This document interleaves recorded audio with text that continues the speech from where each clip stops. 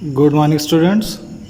हम लोग भौतिक विज्ञान में पहला चैप्टर गति या मोशन का अध्ययन कर रहे थे, जिसमें आज का टॉपिक है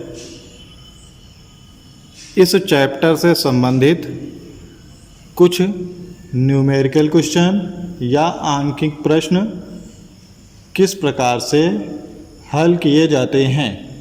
इसमें देखिए, जैसे पहला उदाहरण है, एक बस की गति 5 सेकंड में 80 किलोमीटर प्रति घंटा से घटकर 60 किलोमीटर प्रति घंटा हो जाती है। बस का त्वरण ज्ञात कीजिए।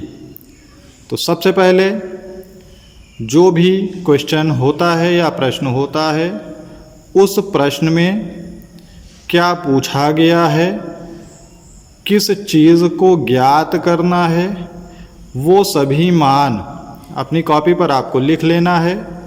जैसे ये प्रश्न है, प्रश्न में बस की गति 5 सेकंड में 80 किलोमीटर से घटकर 60 किलोमीटर प्रति घंटा हो जाती है। तो यहाँ पर समय आपका दिया गया है 5 सेकंड, तो यहाँ t बराबर 5 सेकंड, गति है 80 किलोमीटर से घटकर 60 किलोमीटर, यानी जो पहली गति थी या प्रारंभिक वेग था, प्रारंभिक वेग को u से प्रदर्शित करते हैं, तो प्रारंभिक वेग हो जाएगा 80 किलोमीटर प्रति घंटा, अंतिम वेग हो जाएगा 60 किलोमीटर प्रति घंटा। अब ये दिया हुआ है मान आपका किलोमीटर प्रति घंटा में, इस मान को आपको मीटर प्रति सेकंड में बनाना है। तो मीटर प्रति सेकंड में बनाने के लिए 1 किलोमीटर में 1000 मीटर होते हैं, तो 80 किलोमीटर में 80 गुणे 1000, और 1 घंटा में 60 मिनट या 3600 सेकंड होते हैं, तो बटे 3600 सेकंड। जब इसे डिवाइड करेंगे तो ये 2 ज़ीरो बटे के नीचे और 2 ज़ीरो बटे के ऊपर ये कट जाएगा, बचेगा 80 गुणे 10। 80 गुणे 10 बराबर होता है 800 बटे 36। 800 बटे 36 मीटर प्रति सेकंड आपका प्रारंभिक वेग प्राप्त हुआ। इसी प्रकार अंतिम वेग है 60 किलोमीटर प्रति घंटा। इस अंतिम वेग को मीटर प्रति सेकंड में बनाएंगे तो इसमें भी 1000 बटे 3600 से भाग दे दिया जाएगा, तो ये बचेगा आपका 600 गुणे 36 मीटर प्रति सेकंड। आपको ज्ञात करना है ए यानी त्वरण, यानी बस का त्वरण कितना हो जाएगा। तो इसे ज्ञात करने के लिए आपको गति का प्रथम समीकरण v बराबर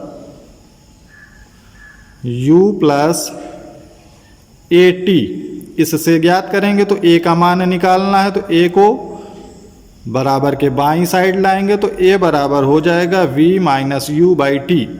v का मान है 600 बटे 36, ये यहाँ पर u का मान है माइनस 800 बटे 36 बटे 5। जब इसे डिवाइड करेंगे तो 200 बटे 36 बटे 5 होगा, और ये 200 बटे 36 गुणे 5 हो जाएगा। आपका बचेगा माइनस 40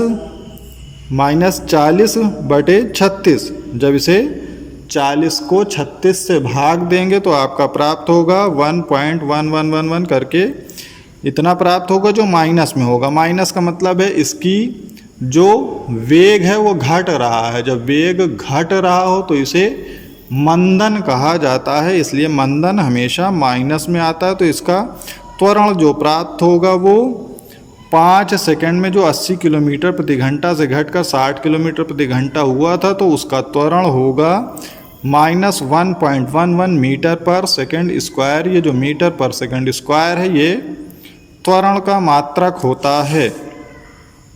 दूसरा प्रश्न है, एक रेलगाड़ी स्टेशन से चलना प्रारंभ करती है और एक समान त्वरण के साथ चलते हुए 10 मिनट में 40 किलोमीटर प्रति घंटा की चाल प्राप्त करती है। इसका त्वरण ज्ञात कीजिए। इस प्रश्न को आपको हल करना है बिल्कुल इसी प्रकार से।